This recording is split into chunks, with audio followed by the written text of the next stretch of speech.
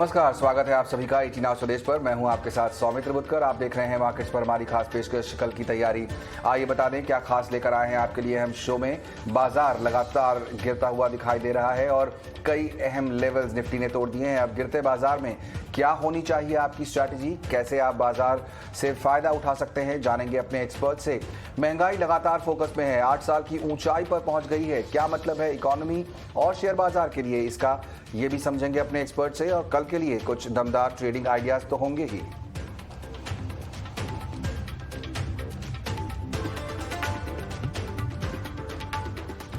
महंगाई की बढ़ती चिंता और विदेशी निवेशकों की बिकवाली से बाजार में लगातार 5वें दिन बिकवाली हावी रही। आज निफ्टी करीब 350 अंक गिरकर 15,800 के पार जाकर बंद हुआ। पर सेंसेक्स और निफ्टी बैंक में हमने देखा 1150 अंकों से ज्यादा की गिरावट देखने को मिली। बाजार के दिन भर का पूरा हाल बता रही है मेरी सहयोगी मानसी दवे। भारी बिकवाली का दबाव बाजार में नजर आया और काफी ज्यादा गिरावट के साथ दिन में हाहाकार मचता हुआ। तमाम इंडेक्सेस, तमाम पॉकेट्स, तमाम सेक्टर्स में लाल निशान के साथ ही ट्रेड्स नजर आया। वीकली एक्सपायरी जो है बिल्कुल जिस तरह से हमने अनुमान लगाया था वैसे ही कमजोरी पर क्लोज होती हुई दिखी।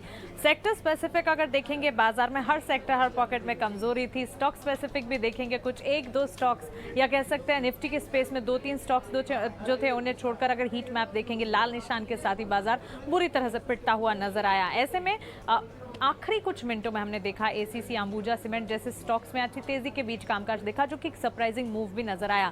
इसके अलावा अगर यहाँ पर कुछ हद तक देखें बाजार में, जहाँ पर गुजरात गैस जैसे स्टॉक्स थे अच्छी तेजी दिखा रहे थे। गैस सिटी गैस डिस्ट्रीब्यूशन से जुड़ी खबरें भी पिछले दिनों आती हुई दिखी। उसके बाद गैस स्पेस जो है लगातार फोकस में था, लेकिन आज के सत्र में ये स्पेस था जहां पर गुजरात गैस में मिड कैप में टॉप परफॉर्मिंग मोमेंटम देखने को मिल रहा था। India bulls housing, CESC, Varun beverages जैसे स्टॉक्स में कुछ हद तक तेजी दिख रही थी। लेकिन ये भी याद रखिए कि हमने आपको ये भी बताया कि मिड कैप और स्मॉल कैप में जो सेलिंग इंटेंसिटी है वो बढ़ती हुई दिख रही है। मिड कैप, स्मॉल कैप में पिछले 1 महीनों का ट्रेंड अगर आप देखेंगे तो गिरावट जो है वो ज्यादा गहराती हुई नजर आई है, तो इस पर भी नजर रखनी होगी। इसके अलावा निफ्टी में अगर गिरावट देखें, सबसे ज्यादा ड्रैगर्स ही नजर आए। उसमें Adani port, IndusInd bank, Tata Motors, Tata steel जैसे स्टॉक्स शामिल थे, जहां पर लाल निशान के साथ बिकवाली का दबाव, कमजोरी ज्यादा हावी होती हुई दिखी।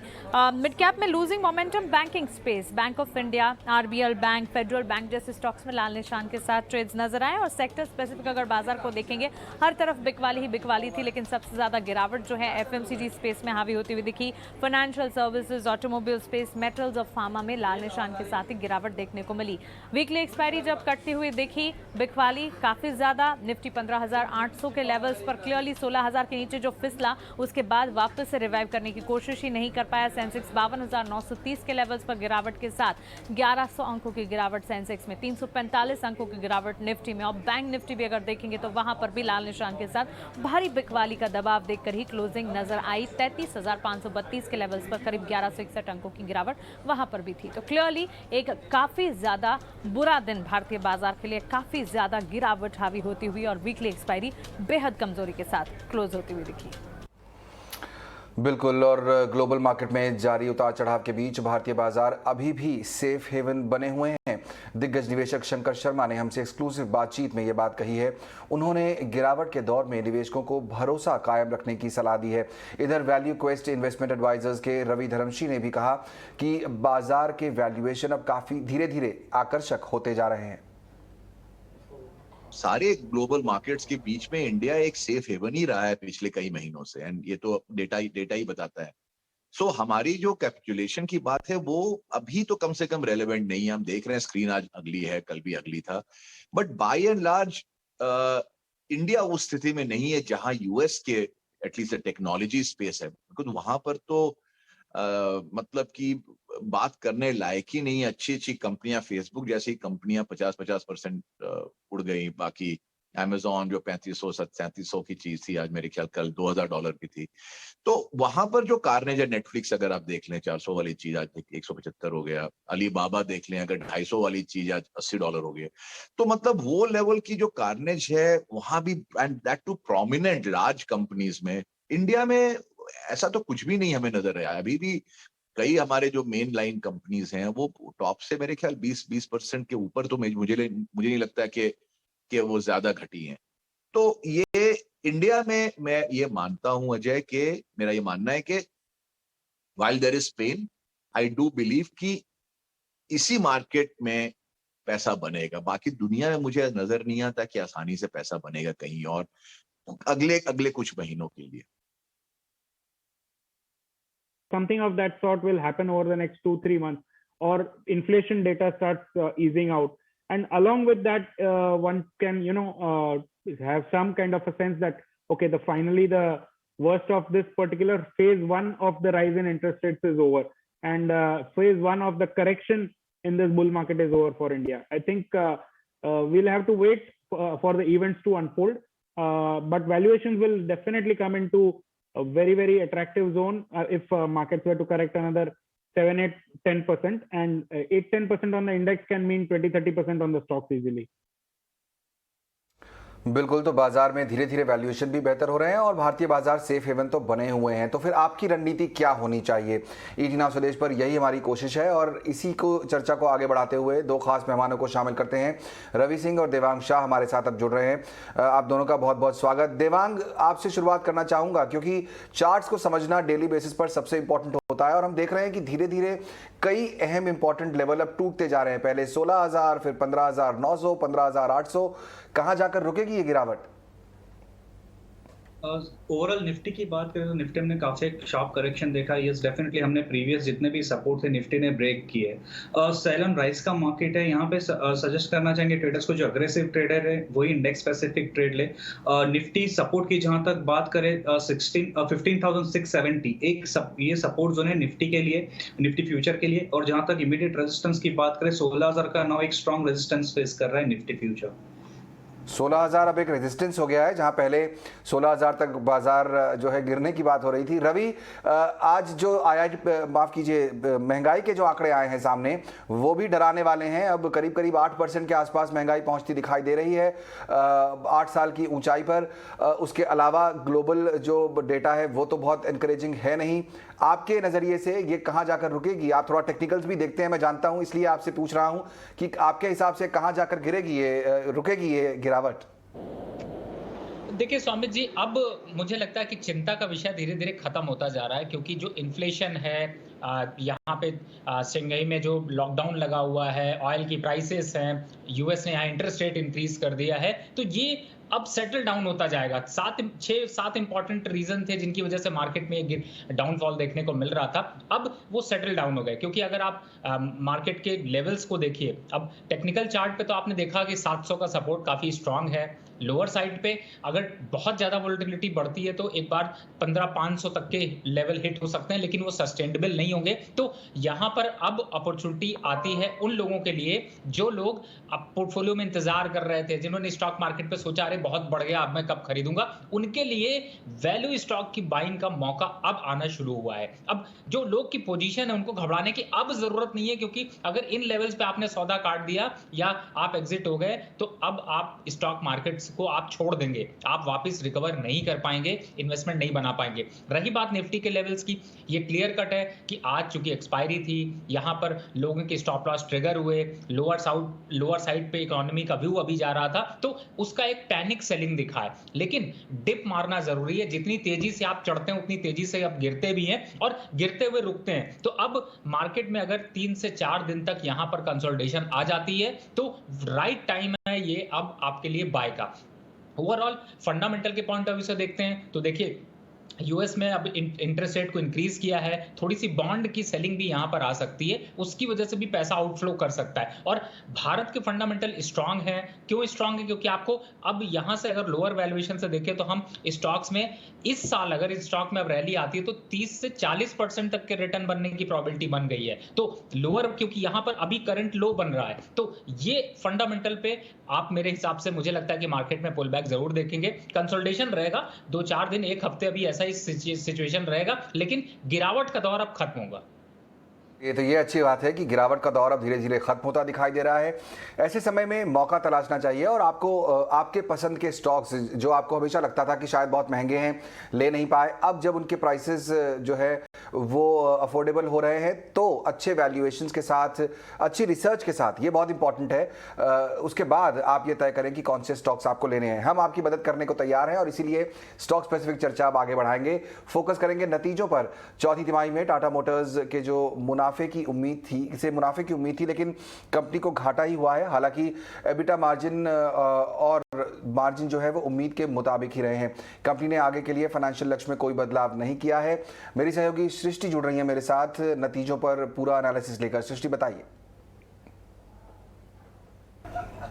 थोड़ा निराशाजनक देखने को मिला है क्योंकि हम देख सकते हैं कि जो आय, EBITDA और मार्जिन का आंकड़ा आया है वो हमारे अनुमान के मुताबिक है, पर बॉटम लाइन में हम उम्मीद कर रहे थे कि कंपनी 415 करोड़ का मुनाफा घोषित करेगी। एक बार फिर कंपनी ने निराश किया है बॉटम लाइन पे, जहां पे उन्होंने 1000 करोड़ से ज़्यादा का घाटा इस बार दर्ज किया है। हालांकि इनका सेगमेंटल परफॉर्मेंस देखें तो वो इतना ज़्यादा निराशाजनक नहीं है क्योंकि इनके JLR EBIT मार्जिन करीब 2% का आया है, वहाँ पर तिमाही दर तिमाही सुधार देखने को मिला है और साथ ही इनके पैसेंजर व्हीकल और कमर्शियल व्हीकल में भी मार्जिन सुधरते हुए नजर आए हैं। डिमांड को लेकर कंपनी काफ़ी ऑप्टिमिस्टिक है और इसी के साथ साथ आने वाले समय में FY24 तक पूरी तरीके से कर्ज मुक्त होने का भी कंपनी ने टारगेट रखा है। आगे चल के अपने जो फ्री कैश फ्लोज है वो भी बढ़ाने का इन्होंने सामने लक्ष्य रखा है। तो मैनेजमेंट की कॉमेंट्री स्ट्रॉन्ग मानी जा सकती है, पर बॉटम लाइन में एक बार फिर कंपनी ने घाटा दर्ज किया है, जहाँ पे दो अहम कारण हैं। सबसे पहले जो इनका कॉस्ट ऑफ मटेरियल है वो बढ़ता हुआ नजर आया है, साथ ही करीब 700 करोड़ का कंपनी ने एक्सेप्शनल लॉस जो है वो दर्ज किया है, जिसमें किससे करीब 400 करोड़ से ज़्यादा का इनका रशिया में जो कारोबार था उसको इन्होंने फिलहाल के लिए स्थगित कर दिया है, जिसके एडजस्टमेंट के तौर पे ये इस बार इतना सही प्रदर्शन नहीं कर पाए। शुक्रिया सृष्टि उस एनालिसिस के लिए। रवि, टाटा मोटर्स के नंबर आप देख पाए, घाटा हालांकि है लेकिन पिछली बार के मुकाबले कम है, स्टॉक लेकिन पिछले कुछ समय से परफॉर्म नहीं कर पा रहा है। क्या व्यू है टाटा मोटर्स पर फिलहाल आपका? देखिए स्वामित जी, जिस तरीके से एक्सपेंशन टाटा मोटर खासतौर से ईवी सेगमेंट में कर रहा है उसका एक इम्पैक्ट तो बिल्कुल रहेगा, क्योंकि अभी एक्सपेंशन मोड में है, खर्चे ज़्यादा बढ़े हैं और उसका ही इम्पैक्ट यहाँ पर दिखाई दे रहा है। अब सेल्स के नंबर्स पे अगर देखें तो लगभग एवरेज ऑन सेल्स रही है, इन लाइन ही रहे हैं और इसीलिए टाटा मोटर को ज़्यादा उम्मीद है और उन्होंने अपने नंबर्स जो एक्सपेक्टेड प्रॉफिट है उसको बहुत ज़्यादा कम नहीं किया। तो ओवरऑल जो अब इन्वेस्टर के पॉइंट ऑफ व्यू से समझते हैं, देखिए 520 पे आपकी हिम्मत नहीं थी खरीदने की, 440 पे आपने सोचा होगा खरीदने के लिए, अब 372 चल रहा है और मुझे ऐसा लगता है कि 350 और 320 का लेवल आपके लिए खरीदारी का लेवल बनेगा। तो अभी 5% और गिरेगा, इसमें कोई डाउट नहीं है। कल रिजल्ट का इंपैक्ट रहेगा, 2-1 दिन अभी कंसोलिडेशन होगा, लेकिन अगर आप लॉन्ग टर्म बाय के पॉइंट ऑफ व्यू से सोच रहे हैं, कंपनी के नंबर्स पर आपको आगे भरोसा है, तो मुझे लगता है 350 और 320 के लेवल आपके बाय के लिए अच्छे हैं। वापस अपसाइड से मोमेंटम में 440 रुपए तक के टारगेट देखेंगे, लेकिन उसमें समय लगेगा, 8 से 9 महीने का समय लगेगा। लेकिन स्ट्रैटेजी आपको आज बनानी पड़ेगी, इसीलिए आपको ईटी स्वदेश देखना पड़ेगा जिससे आप अच्छी स्ट्रैटेजी, अच्छे स्टॉक को निवेश कर सकें। तो यहाँ पर आपको गिरावट और उम्मीद की जा रही है, तो थोड़ी बहुत गिरावट जब होगी तब आप लेंगे तो बेहतर होगा, बाय ऑन डिप्स जिसे कहा जाता है। लेकिन फिर नज़रिया आपको 6 से 8 महीने का रखना होगा, तब जाकर फ़ायदा होगा। यहाँ पर मैं एक सवाल पूछना चाहता हूँ देवांग आपसे कि अगर आपको चूज़ करना है टाटा मोटर्स और मारुति, चार्ट्स के लिहाज से कौन सा स्टॉक बेहतर दिखाई देता है आपको? अगर टाटा मोटर की ओवरऑल बात करें तो टाटा मोटर का हम चार्ट स्ट्रक्चर देख रहे हैं कि इमीडिएट सपोर्ट उसने काफी स्ट्रॉन्ग सपोर्ट ब्रेक किया है, तो यहाँ से लग रहा है कि स्टॉक में अभी भी गिरावट बनी रह सकती है। नीचे के जो लेवल है 360 355 तक के जोन है, वहां तक देखने मिल सकते हैं। रेजिस्टेंस की जहां तक बात करें 384 एक रेजिस्टेंस जोन है टाटा मोटर्स के लिए। तो इनमें से पिक किसे करें इस समय देवांग? अगर मैं आपसे पूछूं किस पर बेट करेंगे, टाटा मोटर्स या मारुति? दोनों का चार्ट स्ट्रक्चर देख रहे हैं तो ओवरऑल ट्रेंड नेगेटिव है, तो आई थिंक अवॉइड करना चाहिए इस पर्टिकुलर जंक्चर। ट्रेंड नेगेटिव है दोनों में फिलहाल, यानी इससे दूरी बनाए रखें तो ही बेहतर होगा। चलिए आगे बढ़ते हैं और L&T पर फोकस करते हैं, क्योंकि उनके भी चौथी तिमाही के नतीजे आए हैं। क्रूड और दूसरी कमोडिटीज़ की कीमतें बढ़ने से इनपुट कॉस्ट प्रेशर में यहाँ पर बढ़ोतरी देखने को मिली है। मेरी सहयोगी अशेषा जुड़ रही है मेरे साथ और डिटेल के साथ। अशेषा बताइए। जी हाँ, तो L&T के नंबर इस क्वार्टर मिक्स्ड आए हैं। प्रॉफिट आफ्टर टैक्स और रेवेन्यू की बात करें तो वो एक्सपेक्टेशन से नीचे आए हैं और EBITDA मार्जिन्स हमारे एक्सपेक्टेशंस के मुताबिक आए हैं। रेवेन्यू आया है 52,851 करोड़ पे, जो 10% का ग्रोथ दिखा रहा है ईयर ऑन ईयर बेसिस पर। EBITDA में हमने 2% का ग्रोथ देखा ईयर ऑन ईयर बेसिस पर, और जैसे कि मैंने कहा हमारे एक्सपेक्टेशंस के मुताबिक आया है। EBITDA और EBITDA मार्जिन्स 12.3% पे आए हैं वर्सेस 13.2% जो हमने सेम क्वार्टर लास्ट ईयर में देखा था। प्रॉफिट आफ्टर टैक्स में हमने 1% का डिक्लाइन देखा है YOY बेसिस पर।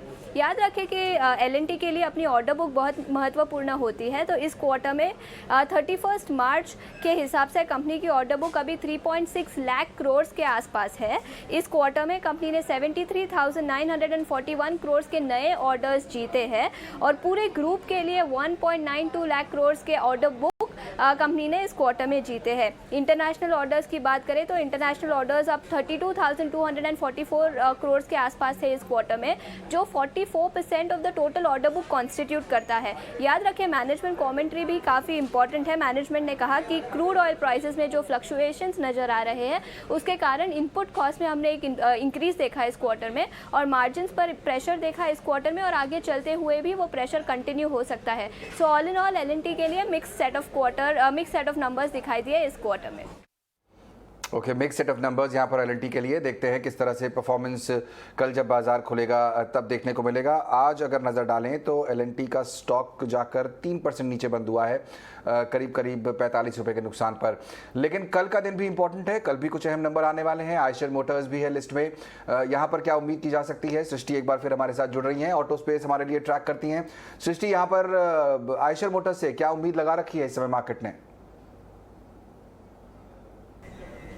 आयशर मोटर्स के नतीजों पे जाने से पहले सबसे पहले इनकी वॉल्यूम्स पे नज़र डाल लेते हैं। हालांकि VECV वॉल्यूम्स काफ़ी सपोर्टिव थे, साल दर साल वहाँ पे 11% की हमें बढ़त देखने को मिली, पर रॉयल एनफील्ड के वॉल्यूम्स में गिरावट देखने को मिली। चिप शॉर्टेज की दिक्कतों के चलते कंपनी की जो सेल्स ग्रोथ थी वो 9.3% साल दर साल गिरती हुई नज़र आई। बट इसके बावजूद भी कंपनी के आप सारे हेडलाइन नंबर्स देखेंगे तो YOY बेसिस पे वो आपको एक जंप दिखाएंगे। क्यों? क्योंकि रॉयल एनफील्ड की अगर स्पेसिफिकली बात करें तो वहाँ पे कंपनी ने काफ़ी सारे प्राइस हाइक्स लिए हैं। साल दर साल इनके एवरेज सेलिंग प्राइस में 20% की बढ़त देखने को मिली है। कई सारे नए मॉडल लॉन्चेस किए हैं कंपनी ने और इनका जो प्रोडक्ट मिक्स है वो काफ़ी सुधरता हुआ नज़र आया है, जहाँ पे 350cc से ऊपर की जो बाइक्स की बिक्री है वो काफ़ी बड़ी है इनके कुल प्रोडक्ट मिक्स में, और साथ ही उसका मार्केट शेयर भी गेन होता हुआ नज़र आया है। सभी चीज़ों का असर इनके कंपनी के नतीजों पे देखने की हमें उम्मीद है, जहाँ पे मार्जिन्स भी सुधरते नज़र आ सकते हैं।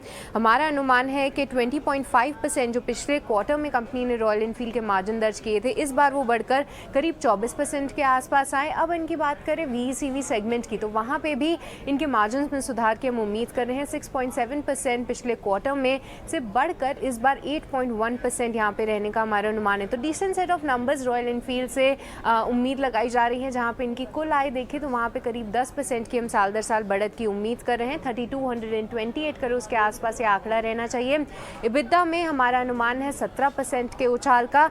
इनके मार्जिन्स की बात करें तो साल दर साल वहाँ पे 150 बेसिस पॉइंट्स की बढ़त के साथ इस बार 23% रहने का अनुमान है, और आखिरी में इस बार मुनाफे के फिगर में भी हम करीब 16.5% के जंप की उम्मीद कर रहे हैं और कंपनी का मुनाफा करीब 613 करोड़ के आसपास रहना चाहिए। तो all eyes on Eicher Motors. चलिए, तो वॉल्यूम्स पर नजर रहेगी। यहाँ पर देखते हैं कैसे नतीजे पेश करती हैं आयशर मोटर्स। लेकिन देश के सबसे बड़े बैंक SBI के नतीजे भी आने वाले हैं। हर्ष जुड़ रहे हैं मेरे साथ एक्सपेक्टेशंस के साथ। हर्ष, क्या है बाजार की उम्मीद इस बार SBI के नंबर से? स्टेट बैंक ऑफ इंडिया के क्वार्टर 4 का जो NII है वो अराउंड 32,000 करोड़ के आसपास आएगा। अच्छा एक 17.5% Uptake year on year basis पे, 3.5+% क्वार्टर ऑन क्वार्टर देखा जाए तो। जब हम ऑपरेटिंग प्रॉफिट नंबर की बात करें तो वो एक अच्छा 8% बाउंस दिखाएगा quarter on quarter, sequential bounce 8%, around वो 20,000 करोड़ के आसपास आएगा। और जो प्रोविजंस नंबर है वो उसमें भी थोड़ी बढ़ान आएगी, अराउंड 8,000 करोड़ वो प्रोविजंस नंबर आएगा। 14.5+% क्वार्टर ऑन क्वार्टर अपटिक वो प्रोविजंस नंबर में। पैट नंबर एक अच्छा 18.5% ग्रोथ दिखाएगा सिक्वेंशली। 10,000 करोड़ का लार्जली पैट की उम्मीद है SBI से। 50+% year on year strong growth PAT में। जब हम बैलेंस शीट साइड को देखें तो ग्रॉस एडवांसेस अच्छा 9.5% और ग्रो होएंगे ईयर ऑन ईयर बेसिस पे, अराउंड 26.5 लाख करोड़ से थोड़ा ज़्यादा। जब हम डिपॉजिट साइड पे भी देखें 7% year on year growth, around 39.5 lakh crore के जस्ट नीचे आएगा। और जो कासा रेशियो है अराउंड 47% पे आने की अपेक्षा है। जब हम निम्स को देखें तो लार्जली स्टेबल, ग्रॉस और नेट एनपीएस लोअर ट्रेंड करेंगे, अराउंड 0.2% लोअर वो ग्रॉस एनपीए का नंबर 4.3% पे आएगा, और जो नेट एनपीए का नंबर है अराउंड 0.15% लोअर आएगा, अराउंड 1.2% के आसपास वो नेट एनपीए का नंबर। तो काफ़ी हेल्दी ग्रोथ वो साइड पे भी, एसेट क्वालिटी भी काफ़ी इंप्रूव होती हुई। जब हम निम्स को देखते हैं लार्जली स्टेबल, हमने बात किया था क्रेडिट ग्रोथ रिटेल और कॉरपोरेट साइड पे, उसके आसपास जो मैनेजमेंट कमेंट्री है उस पर एक नज़र रहेगी इन्वेस्टर्स की, और जो ऑपरेटिंग एक्सपेंस और फी बेस्ड इनकम है उस पर भी इन्वेस्टर्स की नज़र रहेगी। दूसरी एक चीज़, एक क्रेडिट कॉस्ट और स्लिपेजेस का आउटलुक भी इन्वेस्टर्स मॉनिटर करेंगे। रवि, तो नंबर्स की उम्मीद तो बेहतर है यहाँ पर एसबीआई से। इस समय आपका क्या कॉल है बैंकिंग स्पेस में और स्पेशली एसबीआई पर? देखिए, ओवरऑल बैंकिंग सेक्टर मुझे काफ़ी अट्रैक्टिव अब लगने लगा है, क्योंकि जिस हिसाब से वैल्यूएशन है और स्टॉक में जो कमी जो यहाँ पर स्टॉक के ट्रेंड जो नीचे आए हैं, उससे अब जो अभी के जो वैल्यूएशन स्टॉक के हैं वो अच्छे हैं। अब एसबीआई के पर्टिकुलर अगर बात करते हैं तो आप दिसंबर के जो लोज थे उनके पास यहाँ पर स्टॉक मिल रहा है, बहुत ही अट्रैक्शन लेवल पे आ रहा है। थोड़ा बहुत करेक्शन आ सकता है, मार्केट ओवरऑल डाउन है तो आपको 450 440 तक के लेवल दिख सकते हैं। लेकिन जिस हिसाब से रिजल्ट की बात करें, चाहे यहाँ पर इंटरेस्ट ग्रोथ देखी जाए या फिर यहाँ पर एनपीएस में जो कमी हुई है उसको देखें, यहाँ पर डिपॉजिट ग्रोथ देखें, तो ये सारे फैक्टर इस बड़े बैंक को काफी हद तक सपोर्ट करते हैं। और जो अभी जो प्राइस में करेक्शन आया है, जो आपने 520 और 530 से बड़ा करेक्शन यहाँ पर देखा है, वो अब अट्रैक्शन लेवल बहुत बढ़ा रहा है। लेकिन वैल्यू बाइंग के हिसाब से अगर देखते हैं तो 450 437 440 के बीच में आप एक बार को बाय पोजीशन लेके चल सकते हैं। और लंबा व्यू रखिए, छोटे मोटे व्यू पे मत जाइए। एक 15 दिन हफ्ते भर का करेक्शन और दिखाई देगा, डरने की कोई बात नहीं है। अपसाइड का मोमेंटम फिर से वापस लेगा और 480 के ऊपर जैसे ही स्टॉक निकलेगा एक बार 520 तक के लेवल दिख सकते हैं। तो इस समय टेक्निकल और फंडामेंटल को मिक्स करिए। जो यहां पर स्टॉक, क्योंकि टेक्निकली आप देखेंगे तो बहुत से डाउनफॉल देखने को मिलेंगे, लेकिन फंडामेंटल पे भरोसा यहां पर जताइए। तो जो सपोर्ट के पास है उन स्टॉक्स को लीजिए और जो फंडामेंटल स्ट्रांग है उसका मजा लीजिए और अच्छे रिटर्न्स यहां पर निकाल सकते हैं। पर टेक्निकल और फंडामेंटल दोनों को मिक्स लेकर चलिए तो बेहतर होगा, और रिटर्न आपको लॉन्ग टर्म वाला नजरिया रखेंगे तो बेहतर है। देवांग, एक दो स्टॉक्स में आपको इस खराब बाजार में पूछना चाहूंगा जो काफी अच्छा चल गए आज। मिड कैप स्मॉल कैप में हमने देखा काफी दबाव देखने को मिला, लेकिन अवंती फीड्स का नाम ले लीजिए, इंडो काउंट ले लीजिए, इंडिया बुल्स हाउसिंग एक अच्छा रिबाउंड, ये स्टॉक 8 से 15% तक चले हैं आज के बाजार में, जबकि ब्रॉडली बाजार में गिरावट देखने को मिल रही थी। इनमें से किसी का mid cap small cap space में किसी का चार्ट आप पढ़ पाए हो जिनमें कोई ब्रेकआउट हुआ हो, जहां पर कोई पोजीशन बनती हो? ओवरऑल अगर मिड कैप स्मॉल कैप की बात करें, यहाँ पे गुजरात गैस हम देख सकते हैं। ओवरऑल हम चार्ट स्ट्रक्चर देखें, काफी एक अच्छा ब्रेकआउट देखने मिला है स्टॉक के अंदर। तो यहाँ पे अगर माइनर एक गिरावट आती है तो उसमें हम देख सकते हैं बाय करने के लिए स्टॉप लॉस रखना है 545 का, टारगेट है 585। बट जैसे मैंने कहा कि गिरावट के साथ बाय कीजिए, बिकॉज यहाँ पे रिस्क रिवॉर्ड फेवरेबल नहीं है, तो 445 के स्टॉप लॉस के साथ खरीदना है 585 के टारगेट से गुजरात गैस। ओके, तो गुजरात गैस पे फोकस कर सकते हैं, वहाँ एक टेक्निकल्स के हिसाब से कुछ स्थिति बेहतर दिख रही है। चलिए आगे बढ़ेंगे और फोकस करेंगे उन स्टॉक्स पर जो हमारे मेहमान लेकर आए हैं आज। वक्त है वीआईपी शेयर्स का।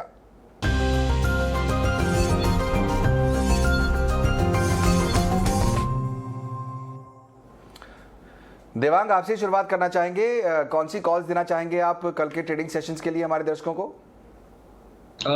हम यहाँ पे सेलिंग के लिए कॉल देना चाहेंगे हिंदुस्तान यूनिलीवर पे। ओवरऑल हम देख रहे हैं कि एक रेजिस्टेंस जोन से वापस करेक्शन देखने मिला हिंदुस्तान यूनिलीवर पे, तो यहाँ 2190 के स्टॉप लॉस रखना है, टारगेट है 2070। 2070 का टारगेट है। यहाँ पर सेल कॉल है हिंदुस्तान यूनिलीवर पर, कमजोरी दिखाई दे रही है, वहां पर आप फोकस कर सकते हैं। रवि, आपकी तरफ से कोई आइडिया? बिल्कुल स्वामी जी, दो आइडिया हैं। पहला है चंबल फर्टिलाइजर। एक तो टेक्निकली जो करेक्शन आया, लेकिन जो सब्सिडी यहाँ पर अब गवर्नमेंट इशू कर रही है फर्टिलाइजर सेगमेंट को, और जो केमिकल की यहाँ पर अभी डिमांड है, उसका सीधा फायदा यहाँ पर चंबल फर्टिलाइजर को मिलेगा। 3 से 6 महीने का लक्ष्य रखें तो 20% से ज्यादा के रिटर्न यहाँ पर मिल सकते हैं। और छोटा stop loss, risk reward ratio, मैंने इसीलिए बोला टेक्निकल यूज कर रहा हूँ कि यहाँ पर रिस्क रिवॉर्ड रेशियो काफी अच्छा है। गिरते मार्केट में भी आज खड़ा हुआ है, मार्केट में पुल बैक आएगा तो भी चलेगा, गिरेगा तो भी इस सेक्टर में आपको बाइंग देखने को मिलेगी। तो ये स्टॉक है जो आप बाय करके चल सकते हैं। दूसरे स्टॉक की चर्चा करें, अभी हम बैंकिंग सेक्टर की चर्चा कर रहे थे, स्ट्रॉन्ग स्टॉक है वो है यहाँ पर डीसीबी बैंक। अब डीसीबी बैंक के नंबर्स आपको काफी अच्छे देखने को मिले, हाल फिलहाल में काफी न्यूज भी पॉजिटिव रही हैं, और जिस हिसाब से इन्होंने अपना स्ट्रक्चर डेवलप किया है उसका एक फायदा देखने को मिलेगा। तो अब डीसीबी बैंक 82 रुपए में स्टॉक मिल रहा है, आपको 100 रुपए के टारगेट मिल रहे हैं, और स्टॉप लॉस भी रिस्क रिवॉर्ड देखें तो 1:2 का है। ऐसे में, और चूंकि स्ट्रॉन्ग फंडामेंटल, मैंने इसीलिए बोला कि जो सेक्टर चलने वाला है, जिसमें अच्छी रैली है, उन स्टॉक्स को चूज करिए, उसमें ये स्टॉक फिट बैठता है, आपके पोर्टफोलियो में अच्छे खासे तेजी ले सकता है। और सबसे बड़ी बात है, आप कल खरीदेंगे, कल के क्लोजिंग में भी आपको इसमें गेन मिल सकता है, इसका फायदा भी उठाया जा सकता है। ये डीसीबी और चंबल फर्टिलाइजर, ये 2 स्टॉक्स हैं जहां पर आप बाय कॉल्स इनिशिएट कर सकते हैं, तो आपको फायदा मिल सकता है कल भी और आने वाले समय में भी। बहुत बहुत शुक्रिया रवि और देवांग, समय निकालकर आज शो में शामिल होने के लिए। और कल की तैयारी की पूरी टीम को दीजिए इजाजत, लेंगे एक ब्रेक, लेकिन आप कहीं मत जाइए। ईटी नाउ स्वदेश पर खबरों का सिलसिला लगातार जारी है।